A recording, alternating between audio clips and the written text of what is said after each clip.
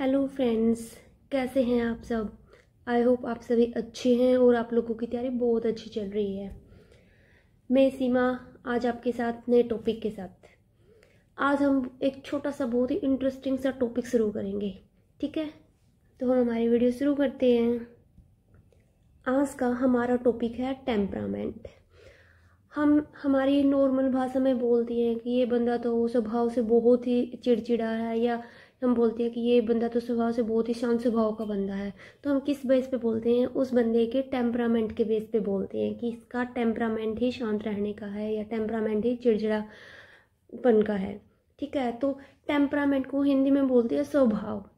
तो स्वभाव एक व्यक्ति का वो जन्मजात तरीका है जिससे कि वह अपनी भावनाओं और व्यवहारों को व्यक्त करता है, और ये तरीका क्या है, बचपन से ही दिखाई देने लग जाता है। ठीक है, तो पहले एक प्रीवियस ईयर पेपर में ये चीज़ पूछी गई है कि क्या टेम्परामेंट इनबोर्न होता है, इन्नेट होता है। ठीक है, तो टेम्परामेंट क्या है? इन्नेट होता है फ्रेंड्स। फॉर एग्जाम्पल, अगर कोई बच्चा अपने स्वभाव से, अपने टेम्परामेंट से ही बहुत ही ज़्यादा क्या है, चिड़चिड़ा है। ठीक है, तो वो क्या है, बिल्कुल अपनी पूरी लाइफ में ही क्या है, उसका ये टेम्परामेंट रहेगा। हो सकता है कि बड़ा होके वो ये चीज़ को आइडेंटिफाई करे कि मेरा टेम्परामेंट ऐसा है, तो उसको कम करने के लिए वो कुछ स्ट्रेटजी अपनाए। ठीक है, बट बिल्कुल एकदम से उसका टेम्परामेंट क्या है, बिल्कुल शांत रहने वाला नहीं बन सकता है। ठीक है, तो फ्रेंड, टेम्परामेंट ज़रूरी क्यों है पढ़ना? ठीक है, वाई टेम्परामेंट मैटर्स। ठीक है, सबसे पहले पेरेंटिंग। ठीक है, तो ये पेरेंट्स और केयर गिवर की हेल्प करता है। अगर कोई पेरेंट्स को अगर उसके बच्चे के टेम्परामेंट का पता है तो उसके अकॉर्डिंग क्या है, वो उसकी देखभाल कर सकता है। ठीक है, तो ये पेरेंट्स और केयर गिवर को क्या है, हेल्प प्रोवाइड करता है। फॉर एग्जाम्पल, जैसे कि कोई ईजी बेबी है, मतलब बहुत ही शांत, बहुत होते हैं ना ऐसे बच्चे की, मतलब कि पेरेंट्स बोलते हैं कि हमें तो इस बच्चे ने बिल्कुल भी बचपन में तंग नहीं किया। ठीक है, बस रोता था, दूध पिला देते थे, इतना ज़्यादा मतलब अपने आप ही खेल लेता था। ठीक है, तो ऐसे बच्चे कैसे होते हैं? इजी चाइल्ड होते हैं। ठीक है, अगर पेरेंट्स को ये पता है कि उनका बच्चा इजी है तो क्या है, तो उसको ज़्यादा इतनी ज़्यादा इंटरवेंशन या इतनी की मतलब बहुत ही ज़्यादा पेरेंट्स को ध्यान देने की ज़रूरत नहीं है, कि उनको पता है कि इसका एक फिक्स शेड्यूल है, रोएगा तो इसको दूध पिला देना, तो ये अपने आप खेल लेगा। ठीक है, और अगर कोई डिफ़िकल्ट चाइल्ड है, ऐसे वो मतलब बच्चे होते हैं ना कि कई मतलब रात को क्या है, पूरी रात जागेंगे, रोते रहेंगे और दिन में सोते रहेंगे। ठीक है, तो ऐसे बच्चे कैसे होते हैं? डिफ़िकल्ट चाइल्ड होते हैं। ठीक है, अगर पेरेंट्स को, केयर गिवर को ये पता है कि ये बच्चा डिफ़िकल्ट है, ठीक है, तो वो उसको हैंडल करने के लिए क्या है, उसे पता है कि मेरे को पेशेंस और सूदिंग की ज़रूरत है, कि मतलब इस बच्चे को नॉर्मल बच्चे से या जो इजी बच्चा है उससे ज़्यादा ध्यान देने की ज़रूरत है, अगर पेरेंट्स और केयर गिवर को उसके टेम्परामेंट का पता है। ठीक है, तो इसलिए बच्चे का टेम्परामेंट पता होना ज़रूरी है किसी भी पेरेंट्स या फिर जो भी उसकी टेक केयर कर रहा है। सेकेंड है डेवलपमेंट। टेम्परामेंट से हम ना केवल पेरेंटिंग को इम्प्रूव कर सकते हैं, बल्कि हम बच्चे की डेवलपमेंट को भी एक नई दिशा दे सकते हैं। टेम्परामेंट क्या है कि बच्चे की सीधे सीधे उसकी अटैचमेंट कैसे बननी है उनके पेरेंट्स के साथ, उसके केयर गिवर के साथ, वो इन्वायरमेंट के साथ कैसे इंटरेक्ट करेगा, ये इन सब चीज़ों को क्या है, ये इन्फ्लुएंस करता है। ठीक है, तो अगर पेरेंट्स और उसके केयर गिवर को ये पता है कि बच्चे का टेम्परामेंट कैसा है, वो न केवल एक अच्छी पेरेंटिंग दे सकते हैं बल्कि उसके अच्छे इमोशनल और कोग्निटिव डेवलपमेंट को भी एक नई दिशा दे सकते हैं, ताकि बच्चे की क्या है, ग्रोथ बहुत अच्छी हो, उसकी अटैचमेंट उसके पेरेंट्स के साथ अच्छी हो, वो इन्वायरमेंट में सेफ फील करे। Temperament is like a baby starting personality. Temperament personality का ही एक पार्ट होता है। तो टेम्परामेंट क्या शो करता है? बच्चे की पर्सनैलिटी शो करने लग रहा है कि इन फ्यूचर में जाके बच्चे की पर्सनैलिटी कैसी बननी है। ठीक है, वो इन्वायरमेंट के प्रति कैसे रिएक्ट करेगा। तो यहाँ पर पेरेंट्स और केयर गिवर की एक रिस्पॉन्सिबिलिटी बनती है कि वो बच्चे की टेम्परामेंट का पता लगाए, ताकि क्या है, वो बेटर केयर गिविंग कर सके उसकी। ठीक है, और उसकी नीड को अच्छे से समझ सके। अब हम देखते हैं कि बेसिक टेम्परामेंट स्टाइल कौन कौन से हैं। चेस एंड थॉमस ने 1986 में 3 टाइप के बेसिक टेम्परामेंट स्टाइल आइडेंटिफाई किए थे इन्फेंट के, ठीक है। तो फर्स्ट है इजी चाइल्ड, सेकंड है डिफिकल्ट चाइल्ड एंड थर्ड है slow to warm up child. Easy temperament, जैसे कि इसके नाम से ही हमको पता लग रहा है कि इस टेम्परामेंट का बच्चा क्या है, बहुत ही इजी है। जो बच्चा नियमित रूप से सोता है, खाता है और खेलता है, ठीक है, जिसका फिक्स एक पैटर्न है, sleeping pattern, eating pattern, playing pattern, ठीक है।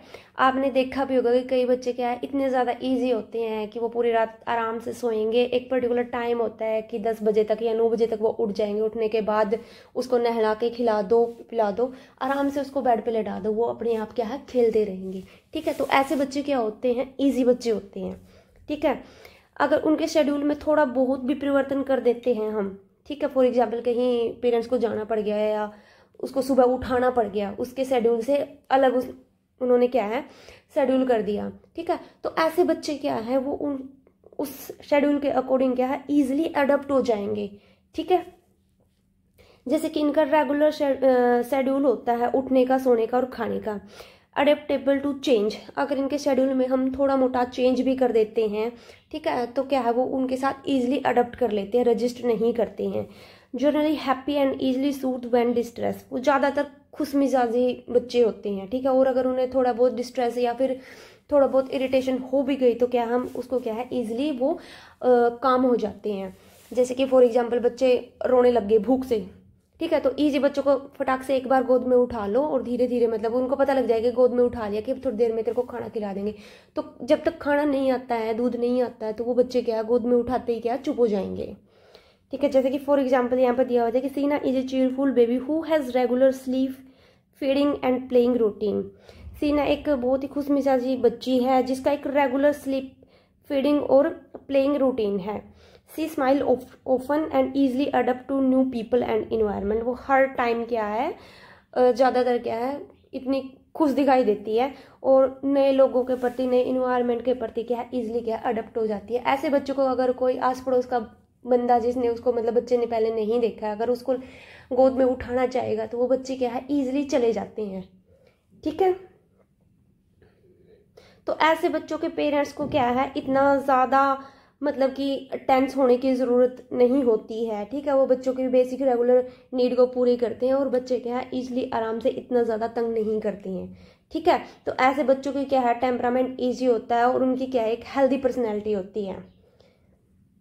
सेकेंड है डिफ़िकल्ट चाइल्ड, ये इस टाइप के बच्चे का टेम्परामेंट ईजी बच्चे के टेम्परामेंट के बिल्कुल अपोजिट होता है, ठीक है। इनका कोई भी रेगुलर शेड्यूल नहीं होता है खाने पीने का, खेलने का, ठीक है। अगर इनके शेड्यूल फॉर एग्जांपल इनको कोई नया चेंज इनकी लाइफ में कर देते हैं, ठीक है, तो क्या ये बहुत ही ज़्यादा सेंसिटिव होते हैं, उसके प्रति अडप्ट नहीं होते हैं और बहुत ही ज़्यादा चिड़चिड़े होते हैं और रोने लग जाएंगे, ठीक है। फॉर एग्जाम्पल सो रहे हैं वो, वैसे तो उनका कोई सोने उठने का टाइम नहीं होता, कभी भी सो जाएंगे कभी भी उठ जाएंगे, ठीक है।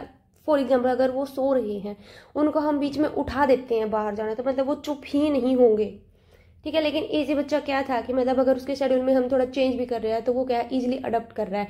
ये बिल्कुल भी चेंज अडप्ट नहीं करते हैं। इरेगुलर इनका शेड्यूल होता है, रेजिस्टेंट टू चेंज होते हैं, बहुत ही ज़्यादा लाउड होते हैं, एक्टिव होते हैं और often crabby rather than happy, बहुत क्रैबी होता है चिड़चिड़ा, बहुत ही ज़्यादा चिड़चिड़े होते हैं, ठीक है। जैसे कि रो रहा बच्चा है कि इजी बच्चे का उसको गोद में उठा लो तो वो चुप हो जाएगा, बट इसको गोद में उठा लो, खिला लो, कोई नया टॉयज दे दो, वो बच्चे तब भी चुप नहीं होते हैं। जैसे कि एग्जाम्पल दे रखा है यहाँ पर, Jack is an irritable baby with irregular sleeping and eating schedule, ठीक है, बहुत ही ज़्यादा क्या इरिटेबल बेबी है। ही क्राइज लाउडली, बहुत तेज रोते हैं और often specially when there are change in his environment, अगर उनके इन्वायरमेंट में थोड़ा मोटा भी चेंज कर देंगे तो वो बहुत ही लाउडली रोते हैं और मतलब पूरे घर को सिर पे उठा लेते हैं। जैसे कि आपने मतलब सभी ने देखा होगा अपनी लाइफ में ये तो, कि जैसे कि बच्चे क्या है अपने नाना नानी के घर जाते हैं, छोटे बच्चे, उनके पेरेंट्स उनको लेके जाते हैं, तो क्या होता है कि वो क्या है नए घर में, नए इन्वायरमेंट में जाती है वो बच्चा, कई बच्चे होते हैं कि रोते ही रहते हैं, तो क्या हम क्या बोलते हैं कि इसका मन नहीं लगा शायद नाना नानी के घर, ठीक है। तो ऐसे बच्चे कौन से बच्चे होते हैं, डिफ़िकल्ट चाइल्ड, उनका क्या है डिफ़िकल्ट टेम्परामेंट होता है। फिर है slow to warm up temperament, ठीक है। ये टेम्परामेंट दोनों ही टेम्परामेंट का क्या है, बीच का होता है, ठीक है। ऐसे बच्चे क्या है ना तो बिल्कुल ईजी होते हैं और ना ही डिफिकल्ट होते हैं, बीच के होते हैं, ठीक है। बच्चा जो नई सिचुएशन उनके और लोगों के प्रति धीमी गति से अनुकूल करते हैं, बहुत धीरे धीरे अडॉप्ट करते हैं, लेकिन समय के साथ अनुकूल हो जाते हैं। जैसे कि फॉर एग्जांपल बच्चे को नाना नानी के घर लेके गए हैं, 1-2 दिन उनका मन नहीं लगेगा, उसके बाद क्या उनका मन लग जाता है, धीरे धीरे अडॉप्ट करते हैं ये न्यू इन्वायरमेंट के प्रति। जैसे इजी बच्चा क्या आता है, ठीक है, वो बिल्कुल एकदम से अडॉप्ट कर लेगा, बिल्कुल भी रजिस्ट नहीं करेगा, ठीक है। डिफिकल्ट कहता है वो करेगा ही नहीं। बट ये स्लो टू वार्म अप क्या होता है, इनको थोड़ा टाइम लगता है, ठीक है। अगर हमें इनका रूटीन चेंज भी करना है तो हमें क्या है, इनकी लाइफ में धीरे धीरे वो चीज़ इंट्रोड्यूस करनी पड़ेगी। फॉर एग्जाम्पल जैसे कि कोई मदर वर्किंग है, ठीक है, उसको मैटरनिटी लीव मिली हुई है, 6 महीने के बाद उसको क्या काम पे जाना है, ठीक है। अब फॉर एग्जाम्पल अगर ईजी बच्चा है तो अगर वो माँ जिस दिन भी जाएगी ना तो मतलब इतना ज़्यादा जो अदर फैमिली मेम्बर है उनको तंग नहीं करेगा, ठीक है। बट डिफिकल्ट चाइल्ड क्या है कि जिस दिन उसकी माँ चली गई ना मतलब वो रोने से ही नहीं हटेगा, ठीक है। But slow to warm up बच्चे क्या होते हैं, 1-2 दिन टाइम लेते हैं अडॉप्ट करने में, बट वो क्या है धीरे धीरे अडॉप्ट हो जाते हैं। तो ऐसे बच्चों के साथ क्या करना चाहिए कि जैसे कि कोई मदर क्या है वर्किंग है, तो जैसे कि उसको 4-5 दिन के बाद क्या है अपने काम पे जाना है, तो पहले क्या है कि वो दूध फीड करवाना क्या है किसी और को दे देगी, जैसे कि डेली डेली धीरे धीरे, कि पहले उसकी माँ करवाती थी कि 1-2 बार दिन में उसकी दादी करवा दे, क्योंकि जब उसकी माँ चली जाएगी तो उसकी दादी को ही पिलाना है, ठीक है। तो धीरे धीरे क्या है हम जो उसकी नीड पूरी करता है तो क्या है हम शिफ्ट कर देते हैं कि दूसरे बंदे पर, ठीक है, धीरे धीरे उसकी लाइफ में इंट्रोड्यूस करते हैं। तो क्या है वो उसकी माँ से दूसरे बंदे पर धीरे धीरे शिफ्ट हो जाते हैं, लेकिन थोड़ा टाइम लेते हैं ऐसे बच्चे। ये लेस ग्रम्पी होते हैं, थोड़े कम चिड़चिड़ होते हैं, ठीक है, किसके कंपैरिजन में, डिफिकल्ट चाइल्ड के कंपैरिजन में, ठीक है। More regular than difficult children, ठीक है। Slow to adopt to change but will warm up if change are introduce gradually. ये बहुत ही मतलब कि धीरे धीरे चेंज को क्या है अडॉप्ट करते हैं, ठीक है, लेकिन ये चेंज हो जाती है एनवायरनमेंट के अकॉर्डिंग। वो चेंज अगर हम उनकी लाइफ में धीरे धीरे इंट्रोड्यूस करें, ठीक है। जैसे कि lily is a quite baby who prefer familiar face, ठीक है। लिली एक बहुत ही शांत स्वभाव की मतलब बच्ची है, वो क्या प्रेफर करती है कि उसकी जो जरूरतें हैं उसको मतलब कि जैसे कि फीड करवाना है, ठीक है, क्या है वो फैमिलियर फेसेस ही मेरे आसपास रहें, ठीक है। Take time to get use to new situation, और नई सिचुएशन के लिए अडॉप्ट होने के लिए थोड़ा सा टाइम लेती है, ठीक है। सी इज जनरली काम but can become distress when sudden change. अगर आप बिल्कुल सडन चेंज करेंगे इनकी लाइफ में तो ये भी थोड़ा रजिस्ट करेंगे, ठीक है, बट धीरे धीरे क्या है ये उसके अकॉर्डिंग अडॉप्ट हो जाएंगे। जैसे कि ऐसे बच्चे जब नाना नानी के घर जाते हैं तो 1-2 दिन मन नहीं लगाते, 1-2 दिन किसी पे भी नहीं जाएंगे, 1-2 दिन के बाद वो धीरे धीरे क्या है सब पे जाने लग जाएंगे, ठीक है। तो ऐसे बच्चों का टेम्परामेंट कैसा होता है, स्लो टू वार्म अप, धीरे धीरे वो नई सिचुएशन नई इन्वायरमेंट के प्रति क्या अडॉप्ट हो रहे हैं। अब देखो दोस्तों कि मतलब कोई भी बच्चा है ना ऐसा नहीं है कि वो अगर हम एक कैटेगरी में नहीं रख सकते हैं, ठीक है। कई बार क्या है कि बच्चा स्टार्टिंग में क्या बहुत ही इजी टेम्परामेंट शो करता है, ठीक है, और फिर क्या धीरे धीरे क्या है स्लो टू वार्म अप दूसरी उसमें शिफ्ट होता रहता है, ठीक है। तो क्या है ज्यादातर बच्चे क्या है मिक्सचर ऑफ टेम्परामेंट के होते हैं, इन तीनों ही का क्या है मिक्सचर होते हैं, ठीक है। आई होप आप लोगों को ये टेम्परामेंट का टॉपिक थोड़ा क्लियर हुआ होगा, ठीक है। तो मैंने ये टॉपिक क्यों करवाया है, कल हम एनिसवर्थ का एक अटैचमेंट थ्योरी पढ़ेंगे, ठीक है, उसमें आपको इस टॉपिक से बहुत ज़्यादा हेल्प मिलेगी उसके अटैचमेंट स्टाइल को सीखने में, और उसमें से सीधा सीधा डायरेक्ट क्वेश्चन आता है। फ्रेंड्स मैं आपको थोड़ा सा पढ़ने का तरीका बताना चाहूँगी, क्योंकि अभी आपके एग्ज़ाम का कम से कम भी 1.5 मंथ के आसपास तो आराम से पढ़ाई है, ठीक है। ये वीडियो उन बच्चों के लिए बहुत ही ज़्यादा बेनिफिशियल है जिन्होंने अपना लगभग सिलेबस जितना पढ़ना है यूजीसी नेट जेआरएफ के लिए वो पढ़ चुके हैं, अब क्या है वो प्रैक्टिस कर रहे हैं, ठीक है। या फिर वो बच्चे जिनकी 1-2 यूनिट रहती है जो टॉपिक रहता है उसको मेरे हिसाब से आप लोग अगर इस तरीके से पढ़ेंगे तो मुझे ऐसे लगता है कि आपकी परफॉर्मेंस थोड़ी नॉर्मल से अच्छी रहेगी, ठीक है। जैसे कि फॉर एग्जाम्पल आप लोगों को कैसे पढ़ना है, मैं यहाँ पर लर्निंग का क्या है एग्जाम्पल ले रही हूँ, ठीक है। आप लोग क्या है लर्निंग वाली क्या है यूनिट कर रहे हो, तो फ्रेंड्स ऐसे नहीं पढ़ना है कि आपने एक बुक उठाई, ठीक है, और उसमें से पूरा लर्निंग का चैप्टर पढ़ दिया। ठीक है, ऐसे बिल्कुल भी नहीं पढ़ना है। ठीक है, सबसे पहले तो ये आपको आइडेंटिफाई करो, ये मतलब रखो कि कौन सी बुक आप प्रेफर कर रहे हो। ठीक है, उनकी एक लिस्ट बना लो कि मेरे को तो ना इस एग्जाम के लिए इतनी बुक्स पढ़नी है, इसके अलावा मैं कोई बुक्स नहीं पढ़ूंगा। ठीक है, अब अपना यूजीसी नेट का सिलेबस रखो। सिलेबस आपके पास हर टाइम होना चाहिए। ठीक है, जैसे कि मैंने पहले बताया कि सारा सिलेबस नहीं करने का है और ना ही कंप्लीट होता है। ठीक है, तो पहले तो वो टॉपिक आइडेंटिफाई करो जो आप लोगों को सबसे अच्छे से करनी है। ठीक है, जो बार बार पेपर में रिपीट होने लग रहे हैं। ठीक है, जब हमने उन टॉपिक्स को हम आइडेंटिफाई कर लेते हैं, अब देखना है कि वो टॉपिक्स मेरे को सबसे अच्छे किस बुक में मिलेंगे।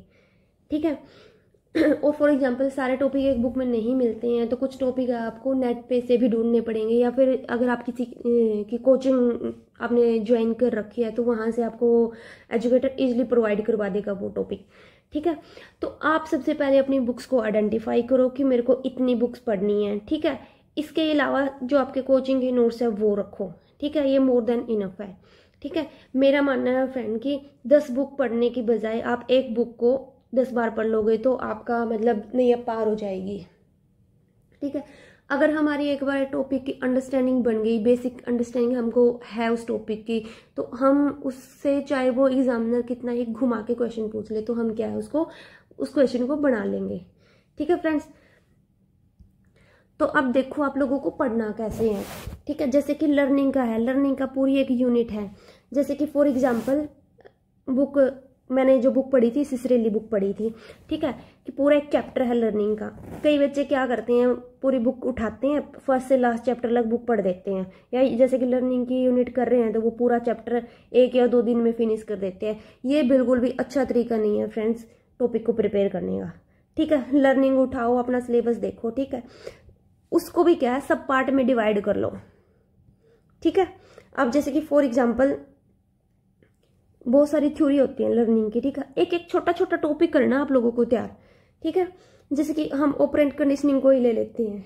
ठीक है, सबसे पहले तो क्या है, आपने जो बुक प्रेफर की है पढ़ने के लिए सिसरेली, उसमें से पढ़ लो ऑपरेंट कंडीशनिंग क्या होती है। ठीक है, उसके बाद आपके पास जो कोचिंग के नोट्स है या कोई अदर बुक आप साथ में लेके चल रहे हो कि हाँ मेरे को तो ये भी पढ़नी है। ठीक है, जैसे कि फॉर एग्जांपल एनसीईआरटी है।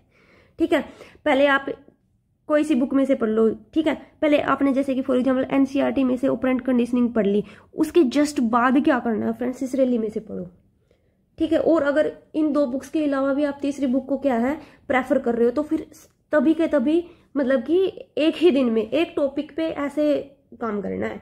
ठीक है, पहले एनसीईआरटी में से पढ़ा, फिर तभी सिसरेली में से पढ़ा, फिर उसके बाद क्या है आपकी जो थर्ड बुक आप लेके बैठे हो उसमें से पढ़ा। अगर कोचिंग ज्वाइन कर रखी है जो एजुकेटर प्रोवाइड कर रहे हैं उसमें से पढ़ लो वो वही टॉपिक। ठीक है, आपको दूसरे टॉपिक पे जंप नहीं करना। जब सारी बुक्स में से जो जो आप इस टाइम तैयारी के लिए प्रेफर कर रहे हो उसमें से करना है। ठीक है, आप लोगों को। ठीक है फ्रेंड्स, अगर आपके पास इनफ टाइम है तो उसके नोट्स बना लो, मेन टॉपिक लिख लो कि इस बुक में ये था। कुछ टॉपिक क्या है आपको सेम मिलेंगे, जैसे कि सिसरेली और एनसीईआरटी में, जैसे एनसीईआरटी पढ़ रहे हो तो सिसरेली में भी वो इन्फॉर्मेशन है। ठीक है, तो एक जगह नोट कर ली। ठीक है, एनसीईआरटी में कुछ एक्स्ट्रा नॉलेज दे रखी है जो सिसरेली में नहीं है। अगर सिसरेली से अलग कोई चीज़ है जो थर्ड बुक जो आपने प्रेफर की है या फिर आपका एजुकेटर आपको प्रोवाइड कर रहा है उसको नोट कर लो। ठीक है, फिर जैसे कि आपने ऑपरेंट कंडीशनिंग को सभी बुक में से पढ़ लिया, फिर करो इसकी प्रैक्टिस। ठीक है, प्रैक्टिस के बाद करना है आपको पीवाईक्यू। ठीक है, हर एक टॉपिक आपको इस तरीके से करना है। और मेरी मानो तो फ्रेंड्स 1 या 2 बुक ही रखना, जितना कंसाइज कर सकते हो अपने मटेरियल को उतना कंसाइज करो, और मेन फोकस रखना आपको प्रैक्टिस पे। ठीक है, एक बुक इनफ होती है, मेन जो एक बुक होती है। ठीक है, जैसे कि सिसरेली कर लो या बैरन कर लो, मॉर्गन एंड किंग कर लो, एक वो बुक लेके चलो, प्लस में एनसीईआरटी। ये तो आप लोगों को एनसीईआरटी तो मस्ट ही है करनी है। ठीक है, फिर आपके कोचिंग के या कोई एजुकेटर आपको प्रोवाइड करा रहा है तो वो नोट्स कर लो। ठीक है, फिर उसके बाद बस इतना ही पढ़ना है। अगर बुक्स उठाओगे ना तो हजारों बुक्स हैं। ठीक है, इतना ना पढ़ा जाएगा, ना ही अगर आप 3 साल भी लगा देते हो तब भी आप सभी बुक्स का मटेरियल कवर नहीं कर पाओगे। ठीक है, तो इसलिए कम से कम कंसाइज मटेरियल रखो। प्रैक्टिस जितनी कर सकते हो ना उतनी प्रैक्टिस करो, ठीक है। सिर्फ आप एक बार बेसिक क्लियर करो अपने टॉपिक के, उसके बाद प्रैक्टिस करनी है, ठीक है। अगर कोई नया टॉपिक है उस थ्योरी में, जैसे कि ऑपरेंट कंडीशनिंग आपने सभी बुक्स में से पढ़ ली, जो आप बुक्स प्रेफर कर रहे थे, उसके बाद भी आपने देखा कि प्रीवियस ईयर सेट में कुछ एक ऐसी चीज़ जो टर्म थी जो मेरी बुक्स में पढ़ने के लिए मेरे को नहीं मिली, कहीं भी नहीं आई है, घबराना नहीं है। तभी का तभी वो क्या अपने नोट्स के आसपास कहीं उसको नोट डाउन कर लो, ठीक है, या थोड़ा मोटा गूगल कर लो कि भाई क्या चीज़ है ये, ठीक है। पीएचडी नहीं करनी है, ज़्यादा सर्च भी नहीं करना उस टॉपिक पे, ठीक है। नोट कर लो कि हाँ ये चीज़ और थी इस थ्योरी में जो पहले पूछी जा चुकी है, वो अब क्या है, वो चीज़ क्या आपके नोट्स में ऐड हो गई है, आपके नोट्स बन गए हैं, ठीक है। इन फ्यूचर क्या है, उन्हें टॉपिक में से घुमा फिरा कर पूछती हैं फ्रेंड्स, ठीक है। तो मेरे हिसाब से तो अगर आप सभी टॉपिक्स को ऐसे कवर करोगे ना, तो मैं गारंटी देती हूँ कि मतलब आप इजीली इस एग्जाम को क्या है क्रैक कर लोगे, ठीक है फ्रेंड्स। ऐसे पढ़ो और यकीन मानो बहुत जल्दी यूजीसी नेट जेआरएफ आपके नाम होएगा, ठीक है। और मैं एक सेकंड चीज़ यहाँ पर एक और बताना चाहती हूँ कि आप लोगों को कम से कम 2 ग्लोसरी करनी है। ग्लोसरी पता है ना, हर एक बुक के पीछे क्या होती है, एक शब्दावली होती है, ग्लोसरी होती है, जिसके मेन जो उसमें टर्म यूज की गई है उनका मीनिंग होता है, ठीक है। इसमें क्या है कि सीधे सीधे मैचिंग में क्वेश्चन पूछ लेते हैं, जो मेरे हिसाब से मेरा एक्सपीरियंस रहा है कि कम से कम भी 6 से 7 क्वेश्चन आप इस अगर 2 ग्लोसरी तैयार कर लेते हो ना, तो 6 से 7 क्वेश्चन जो आप पक्का उसमें से आपको देखने को मिलेंगे, ठीक है। मैचिंग के क्वेश्चन आपके काफ़ी सोल्व हो जाएंगे इससे, ठीक है। एक तो करनी है आपको सोशल साइकोलॉजी की ग्लोसरी, ठीक है। एक करनी है आपको क्लिनिकल की ले लो, ठीक है। ये 2 तो आपको पक्के करनी है ग्लोसरी, ठीक है।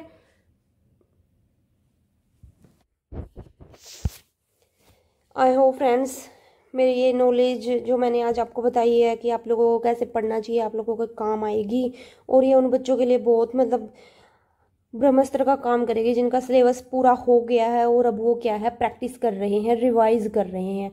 तो यकीन मानो दोस्तों, अगर आप एक बार ये तरीका अपना के देखो और फिर अपनी परफॉर्मेंस को देखना, ठीक है।